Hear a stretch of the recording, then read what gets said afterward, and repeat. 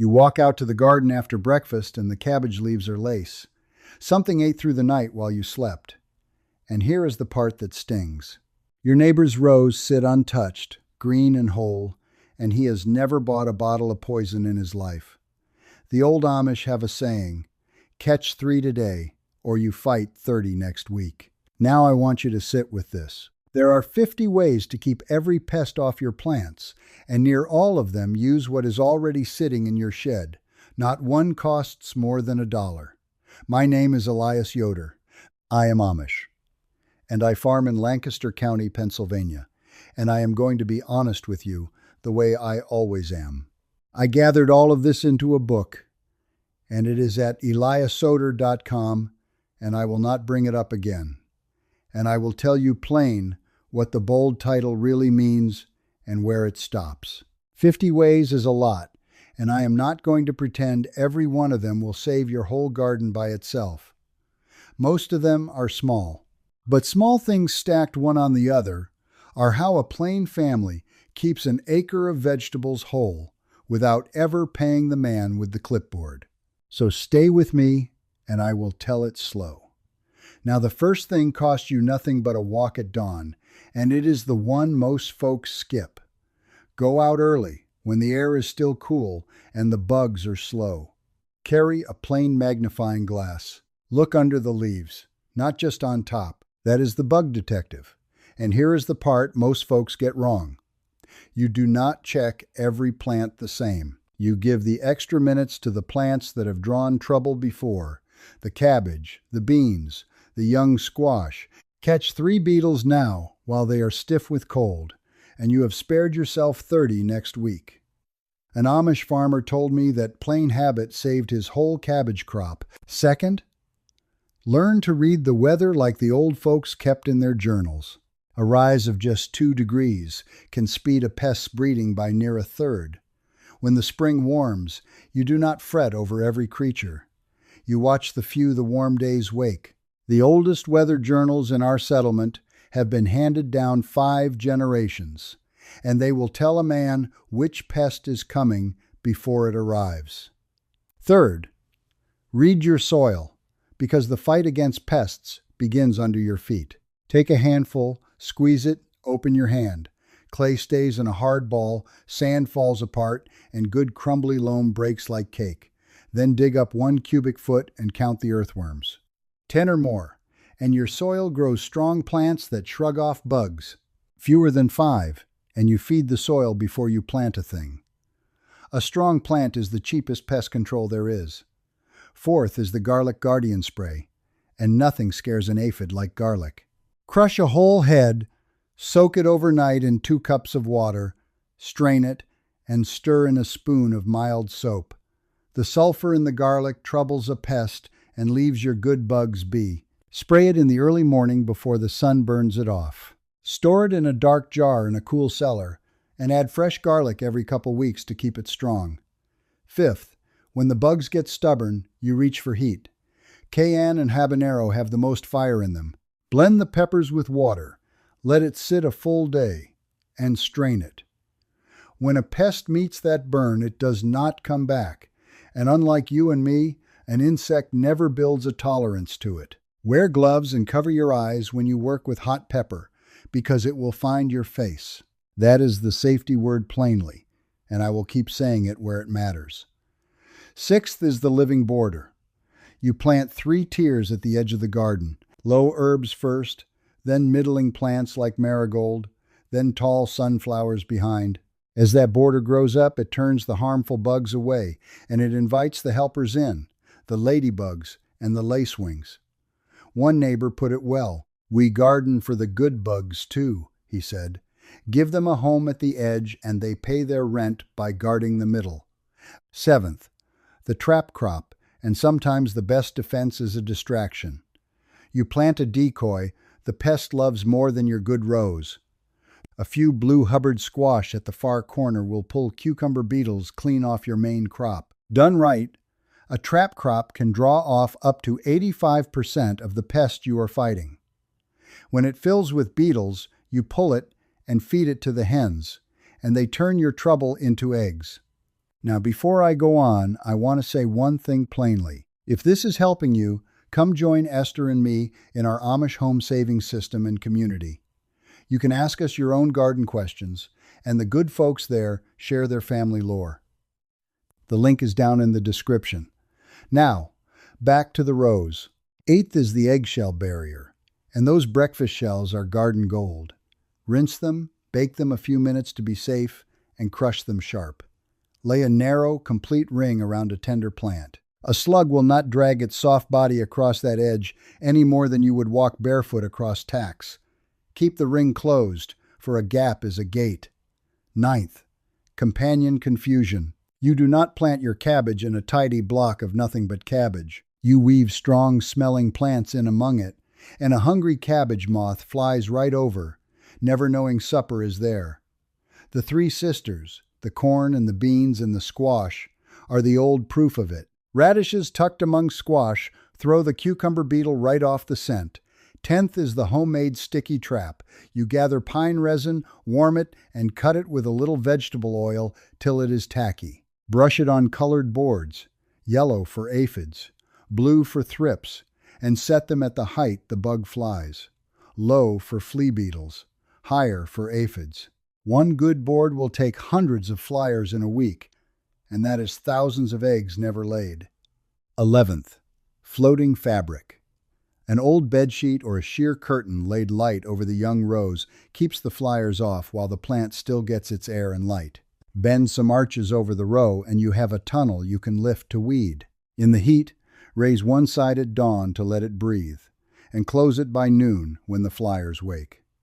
12th is the fossil dust, what the shelf calls diatomaceous earth. It is the ground remains of tiny sea creatures, and to a beetle it is a field of broken glass, though to your finger it is soft as talc. Puff a little where the pests hide. Put it down after the dew dries and before the rain. It works by the body, not by poison, so a bug can never grow used to it. And here is the safety word again. Wear a mask when you puff it, for your own lungs do not care for glass either. 13th, metal. A strip of copper around a bed gives a slug a small shock its wet body cannot abide, and it learns to stay off. Old copper pipe and zinc scrap do the work, and the metal even feeds a trace of mineral back to the plant. 14th, plain paper. Cut a newspaper collar around a young stem and push one end in the soil, and the cutworm cannot climb it. Best of all, it rots away on its own as the plant hardens. 15th is the nighttime patrol. Many of the worst pests only feed in the dark. Take a flashlight out between 10 and midnight, and the tomato hornworm that vanished by day will glow green under the beam. Pick the slugs into soapy water. Knock the beetles into a jar. Go too early, and you miss them. Too late, and the damage is done. 16th, water by the clock, not by the gut. Water before 7 in the morning so the leaves dry by day, for wet leaves overnight are what the pests love. Punch small holes in an old coffee can and let it drip at the root, keeping the water off the leaf. 16th's cousin, 17th, is the sudden shower, a hard blast from the hose that knocks aphids and mites clean off. Kept up steady, that plain water can cut an aphid crowd by 60%. No soap needed. 18th is light. A white sheet hung with a lantern behind it, set 50 feet from your beds, pulls the night moths away from your crop and toward the light. And 19th, heat treatment. In the high summer, wet a cleared bed and lay clear plastic over it for 4 to 6 weeks. The soil beneath cooks past 130 degrees, and that heat kills the eggs and the larvae before you plant. The old order does the same with glass frames, slower but true to the plain way. 20th, cold. The other end of the same stick. Turn your beds one last time in late fall and bring the sleeping bugs and eggs up to the surface, where the winter kills them. That one turning can cut your spring pest pressure by 70%. Nature keeps the perfect killing frost, and it never sends you a bill. Now here is a run of living helpers, and this is where a garden starts to guard itself. 21st, managed poultry. A bottomless chicken coop moved across the ground. Lets 5 hens clear a 200-foot patch of bugs and weed seed in 2 days, and they leave their manure right where you want it. 22nd, the garden toad. Stack some flat stones with gaps for a cool, damp hideaway. Keep a little water near, and one toad will eat up to 10,000 insects in a single season while you sleep. 23rd, beneficial insects. Weave dill and Queen Anne's lace among the rows, and the tiny wasps come to hunt your hornworms. A garden with 8 or more flowering kinds mixed in holds near 60% more of these helpers. 24th, bats. A rough lumber box set 15 to 20 feet up facing the morning sun, and a single bat will take 1,000 insects in an hour after dark. 25th, the ones you cannot see. There are good nematodes, tiny things you can brew up in the right compost that hunt the grubs and wireworms down under the ground where nothing else reaches. Put them out when the spring soil hits 60 degrees so they settle before the pests wake. 26th, specialized compost. Work oak leaf, pine needle, and a little tansy and rue into your pile, and you build a compost that feeds the plant and turns the soil pest away at the same time. 27th, stone meal. Grind granite and limestone finer than flour and dust it light on the leaves. The plant drinks up the trace minerals, grows a thicker wall in its cells, and the bugs pass it by for softer fare. 28th, garden charcoal. Burn fruit wood down, crush it, soak it in compost tea, and turn it into the pest-prone ground, and it wakes the good life in the soil that crowds the bad out. 29th is living mulch. Clover and creeping thyme sown between the rows shade out the weeds and throw off scents that leave a crawling pest lost, and that living carpet can cut some pests by near 65%. 30th, a fermented brew. The bubbling barrel behind the shed. I will be honest here. The science on this one is thin, but many a careful gardener swears the plants stand up better to trouble after. Keep it covered and watch the heat, and turn it into the soil when it is ready. 31st, milk. 1 part milk to 9 parts water, sprayed on the leaf of a morning every week or so, lays a thin film that soft-bodied pests cannot get through, and it feeds the plant a little calcium besides. 32nd, herbal infusions. Steep wormwood, tansy, and rue in hot water overnight, never boiling, to save the oils, and you have a spray that muddles a bug's senses. Nettle and comfrey together turn the cucumber beetle, rue and garlic together confound the cabbage moth. 33rd, vinegar. Apple cider vinegar, cut with 5 parts water, makes a line a soft pest will not cross. Soak strips of cloth in it and lay them round the bed rather than on the plant. 34th, and here I have to be straight with you, is a hydrogen peroxide mist, 1 part of the 3% bottle to 6 parts water, for fungus and eggs. The crystals and the peroxide came off a store shelf, not out of a barn loft, so I will not pretend it is an old Amish secret. And the safety word again, for too much of it burns the good soil life along with the bad, so keep it to the spots that need it. 35th, oil. A little mild soap binds cooking oil into water, and sprayed straight on the hiding places, it plugs the tiny holes a bug breathes through. It smothers, it does not poison, and it leaves no harm behind for you or the bees. 36th, the onion family, the allium. A garlic plant every 3 feet down a carrot row keeps the carrot fly from ever finding its mark, and it can spare that crop up to 70% of the damage. Chives among the tomatoes turn the hornworm. 37th, mint. But you must cage it. Sink a clay pot to its rim, fill it, and plant your mint in that, so the roots cannot run wild while the oil still scents the air. Peppermint turns the ant and the cabbage moth. Spearmint turns the flea beetle. 38th, wood. Cedar scrap set about the beds keeps the moth and the beetle off. Pine resin turns the slug. Oak holds back the fungus. Sand the chips light each year to open a fresh face. 39th, smoke. an old and gentle thing.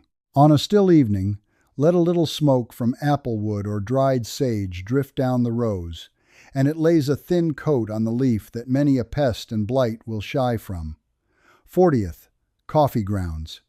The used grounds from the pot laid in a thin ring turn a slug back on both the grit and the bite of the caffeine, and they pull in the earthworms besides. Now I am past 30 of them, and near every one has come out of a shed, a kitchen, or a barnyard, not a store. That is not by accident, and I will come to why in a moment. 41st, calculated planting. You do not plant by the calendar. You plant by the signs.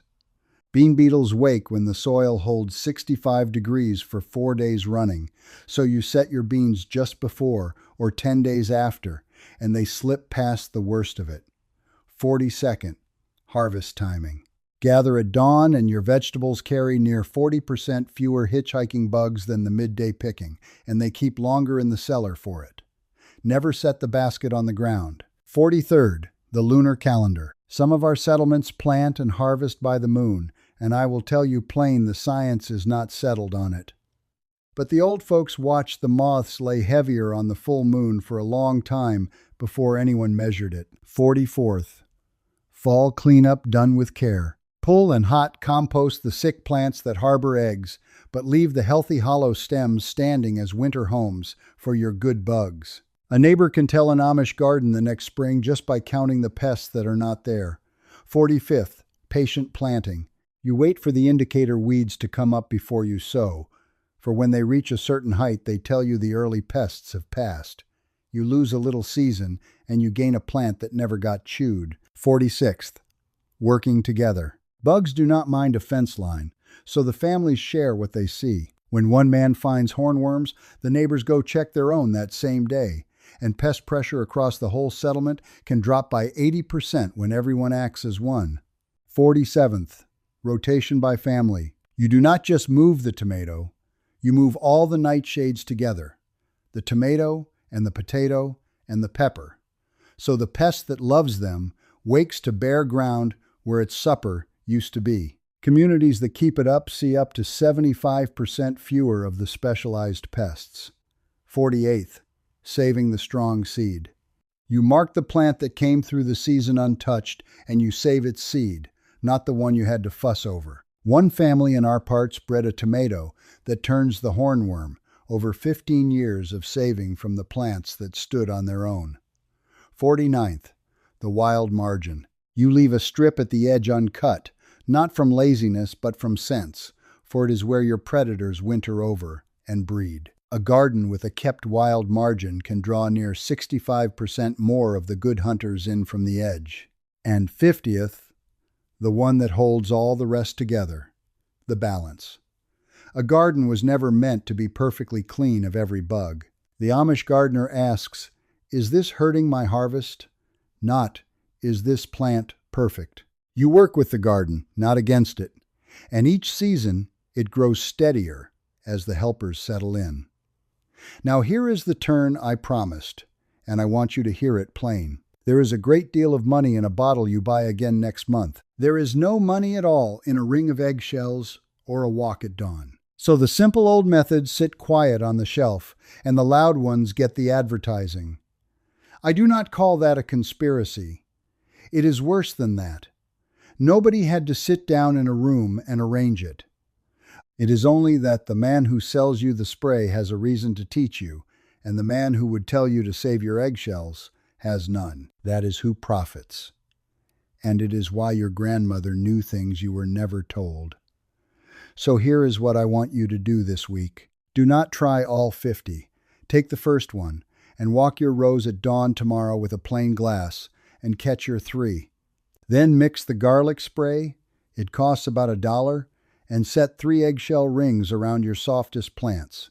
That is it. 3 small things, and you will have started down the road the plain folks have walked for 300 years. And come back and tell me in the comments what you saw out there. Tell me what county you garden in and how old your house is, for I read every single one. And if your family kept a method I did not name, share it, so it does not die with us. The natural next step after today is keeping the mice out of the granary once you have grown all this food. And I will show you the old way we do that next time. The people who built this country with their hands knew things we are only just starting to remember. The good Lord willing, I will see you in the next one.